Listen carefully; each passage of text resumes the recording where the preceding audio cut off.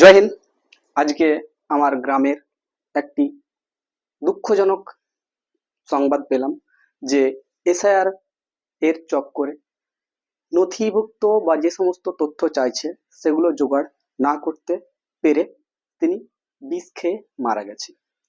তো এসআইআরটা মানে হচ্ছে একটা প্রক্রিয়া, কিন্তু আমরা যে নাগরিক, সিটিজেন, আমরা এখানটা লিখেছি আমি সিটিজেন, আমরা হচ্ছে ভারতের নাগরিক। ভারতের নাগরিক আমরা কি নাগরিক, আমরা নাগরিকত্ব কোথা থেকে পেলাম? একটা এসআরআই প্রমাণ করবে যে 2002 সালের লিস্টে নাম থাকলে আমি কি নাগরিক? তা কখনোই নয়। যাদের 2002 সালের লিস্টে নাম নেই তারা পূর্ববর্তী 1992 এর বা তার আগের যদি জন্ম হয়ে থাকে, তো ভারতীয় সংবিধানে দেশের সর্বোচ্চ বই, আমি একটি আমি একজন পলিটিক্যাল সায়েন্স এবং ইন্টারন্যাশনাল স্টুডেন্ট, আমার সাবজেক্ট এই নাগরিকত্ব নিয়েই, এই সমস্ত বিষয় নিয়েই আমরা কিন্তু আলোচনা করি। তো ভারতীয় সংবিধান দেশের সর্বোচ্চ বই, তার নিচে সবকিছু, যত নিয়ম কানুন সবকিছু।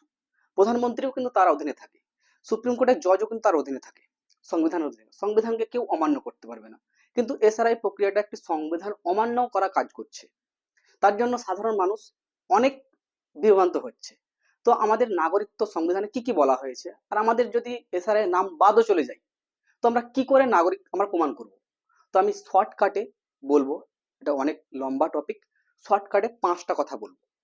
যেমন হচ্ছে, আমরা হচ্ছি যে 1 নম্বর আমি লিখলাম এখানটায়, যদি সিটিজেনশিপ অ্যাক্ট দেখি, এটি তৈরি হয়েছিল 1995 1955-তে, কিন্তু পরবর্তীতে আপডেট করতে করতে 1986-তে যাই, আপডেট হয় কিছু, 1992-এ কিছু আপডেট হয়, 2003-এ 2-এ কিছু আপডেট হয়, এবং 2005-এ কিছু আপডেট হয়।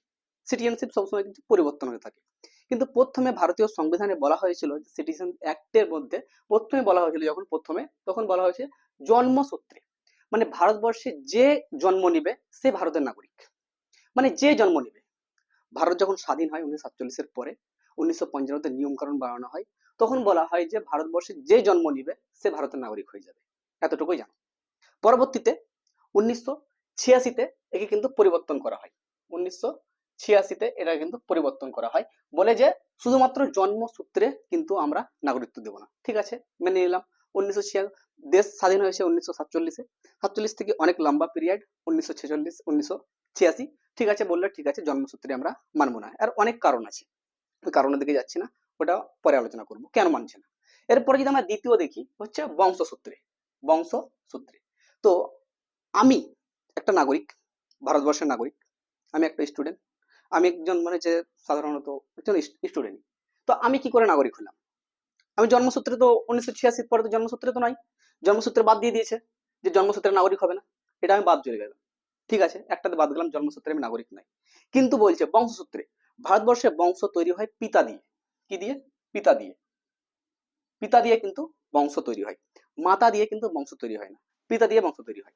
এবং বলছে পিতা, যদি 1986-র আগে আমি যদি বলি, আমাদের পিতা বা আমার পিতার পিতা ভারতবর্ষে জন্মগ্রহণ করেছে, আমার পিতা আব্দুল রহমত আলী, তার পিতা হচ্ছে ওহাব, সে ভারতবর্ষের নাগরিক, সে জন্মগ্রহণ করেছে। তা সত্ত্বেও দেখছি আমার বাবা বা আমার বাপের এসআরআই লিস্টে নাম এসছে, নাম ডিলেট। আমি কিছু তথ্য বার করেছি, এখানটায় তথ্যই দেখা হচ্ছে। এখানটায় 1900, যদি আমি দেখি 1952 লিস্ট, 1952 লিস্টে কিন্তু আমার বাবার নাম আছে, বাবার নাম, আমার বাবার নাম আছে, যে আমার বাপের নাম আছে, এখানটায় আমি দেখলাম লিস্টে নাম আছে 1952-তে। তারপর আর একটা লিস্ট বার করলাম 1966, সেটাতেও কিন্তু আমার বাপের বাপের নাম আছে, যাকে আমরা বলি দাদা। তাহলে লিস্টে নাম আছে। তাহলে লিস্টে নাম থাকার কারণে কি হলো, আমি কিন্তু আমার বাবার এখানে পিতা মাতা থেকে এখানটা কি হলো, পিতা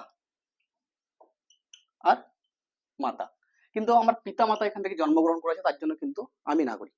এখানে যদি আমি দেখা হয়, আমি এখানটা লিস্টে লিখছি, এখানটা আমি যাকে বললাম দাদা, শর্টকাটে, দাদার পরে আছে বাবা, তারপরে আছে আমি।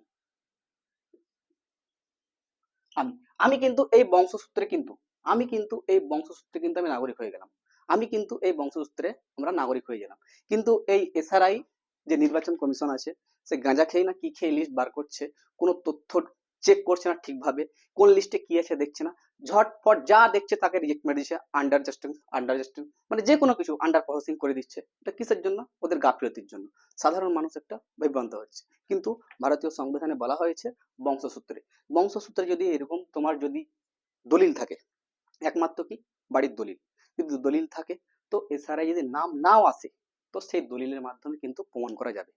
এ কথা কিন্তু ভারতের সুপ্রিম কোর্টের জজও জানে, সাধারণত যারা উকিল আছে তারাও জানে ভারতের নাগরিক কিভাবে পাওয়া যায়। এই 5 রকম প্রক্রিয়াতে কিন্তু নাগরিকত্ব পাওয়া যায়। আমরা দুটো বললাম, তা আমি কি হিসাবে নাগরিক হলাম? আমি নাগরিক হলাম বংশসূত্রে। বংশসূত্রে আমার দাদার নাম আছে, আমার বাবার নাম লিস্টে নেই, কিন্তু আমি দিয়েছি, আমার লিস্টে নাম আছে, আমি ভোট দিতে পাবো। এখানটা নিশ্চয়ই কোনো কিছু গাফিলতি করে আছে। তাহলে আমার কি করে নাম হলো? তো কোনো চিন্তা কোনো কারণ নেই। যদি চেক করে দেখো, 1900 যদি 2002 না থাকে, 92 থাকবে, 92 না হলে তার আগে 1966, 1952 কোনো না কোনো লিস্টে থাকবে, সেই লিস্টটা বার করতে হবে। দ্বিতীয় আমরা যদি দেখি আমরা জন্মসূত্রে তারপরে যদি আমরা তৃতীয় আমরা নাগরিক বা সিটিজেনশিপ যদি দেখি কি করে পাবো, তা হচ্ছে নথিভুক্তকরণ। নথিভুক্তকরণ মানে হচ্ছে ফর্ম ফিল আপ করি। তো ডাইরেক্ট তো কোনো দেশ বিদেশ থেকে, বাংলাদেশ থেকে পাকিস্তানে এসে ডাইরেক্ট এসে তো ফর্ম ফিল আপ করে আজকে এলাম কালকে নাগরিকত্ব পেয়ে যাবে সেরকম নয়। বলছে কেউ কি করে আসে, বাইরে থেকে বেশিরভাগ কারা আসে, মহিলারা আসে বিয়ে করে। যদি কেউ বিয়ে করে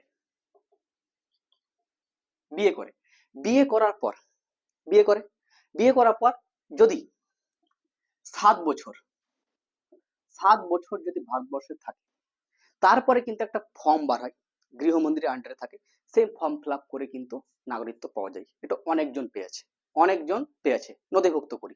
তো আমার কাজ হচ্ছে, আমার যদি ওইখানটায় বাদ যেতে নথিভুক্ত করি, আমি তো ওইখানটায় 7 বছর কি 20 বছর বেঁচে আছি, আমি নথিভুক্ত করে পাবো।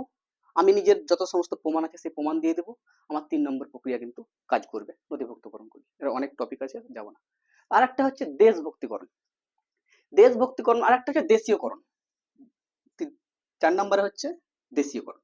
দেশীকরণ মানে হচ্ছে, দেশীকরণ যদি আমরা বলি তাহলে হচ্ছে দেশের মধ্যে বিদেশ থেকে যদি কেউ আসে, মনে করো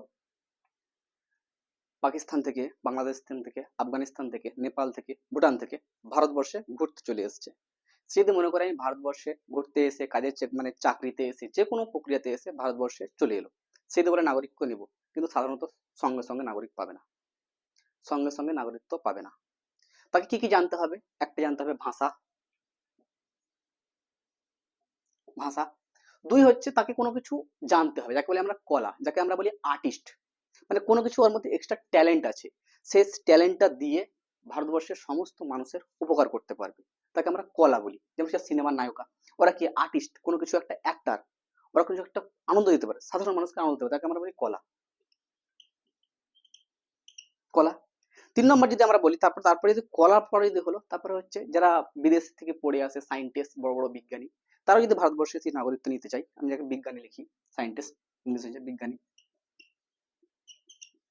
বিজ্ঞানী এইসব নামি দামি ব্যক্তি, কোনো গায়ক যদি আসে, এরা কিন্তু দেশীয়করণের মাধ্যমে কিন্তু সঙ্গে সঙ্গে কিন্তু এরা নাগরিকত্ব পাবে না। এর জন্য এদেরকে 10 বছর 10 বছর ভারতবর্ষে এসে থাকতে হবে। তার মধ্যে 10 বছর এসে থাকতে হবে, তার মধ্যে বলছে আমাদের ভারতবর্ষে বলছে 22টি ভাষা আছে, 22টি ভাষার মধ্যে একটি ভাষা জানতে হবে, তারপরে কিন্তু নাগরিকত্ব পাবে, তারপরে কিন্তু নাগরিকত্ব পাবে। আমাদের এই দেশীয়করণ এটার প্রয়োজন নেই, আমরা কেউ বাইরে থেকে আসিনি, ওদের প্রয়োজন নেই। আর একটা যদি দেখি আমরা ভারত ভক্তিকরণ, ভারত ভক্তিকরণ মানে হচ্ছে কোনো বিদেশের কোনো ভূমি স্থান ভারতের সঙ্গে যোগ হয় যদি, সেই হিসাবে নাগরিকত্ব পাবে। তো এই হিসাবে যদি দেখা হয় সিকিম, সিকিম 1975 সালে কিন্তু সিকিম আমাদের ভারতবর্ষের কোনো রাজ্য ছিল না। 1975 সালে 16ই মে ভারতবর্ষের সঙ্গে যুক্ত হয়, সেই হিসাবে সকল নাগরিক হয়। এবার ওইখানে যদি এসআরআই প্রক্রিয়া চালু করে তো সবই বাদ চলে যাবে, পুরো সিকিম পুরো বাদ চলে যাবে, ওরা তো নাই বলবে। তাহলে ওদের কি প্রমাণ দেখাবে ওরা? 1975-এর আগে কি প্রমাণ দেখাবে ওরা? আমরা তো প্রমাণ দেখাচ্ছি, ওরা কি প্রমাণ দেখাবে? তো আমাদের প্রক্রিয়া যেটা হচ্ছে, আমরা সবাই নাগরিক হচ্ছে, যেটা হচ্ছে নাগরিক, আমরা নাগরিক যদি আমরা বলি, আমরা নাগরিক হচ্ছে বংশসূত্রে। বংশসূত্রে আমাদের বংশসূত্র দেখতে হবে, বার করতে হবে। বংশের এরকম নয় যে কোনো দলিল পত্র থাকবে না, বংশের মধ্যে সব থেকে কাগজ কি দলিল পর্চা, এসবগুলো থাকবে। এই সব প্রক্রিয়াগুলো রেডি করতে হবে। আমরা জানি অনেক জনের Aadhaar card, voter card, birth certificate, admit সবের নাম ভুল আছে। তার জন্য কি বলছে, নাম ঠিক করে নিয়ে আসো। সঙ্গে সঙ্গে ঠিক করা সম্ভব নয়। আমরা এই দলিল দেখবো, দলিল দেখে আস্তে আস্তে কোনো উকিলের সঙ্গে কথা বলবো। উকিলের প্রক্রিয়া কিন্তু সমস্ত কিছু জানি। এগুলো 5 রকম প্রক্রিয়াতে কিন্তু আমাদের নাগরিকত্ব দেওয়া হয়। তার মধ্যে আমরা যেটা পাই হচ্ছে বংশসূত্রে। বংশসূত্রে তো যেসব প্রক্রিয়া এই এসআরআই প্রক্রিয়াতে চলছে, সেটা একটা মিস আন্ডারস্ট্যান্ড হচ্ছে।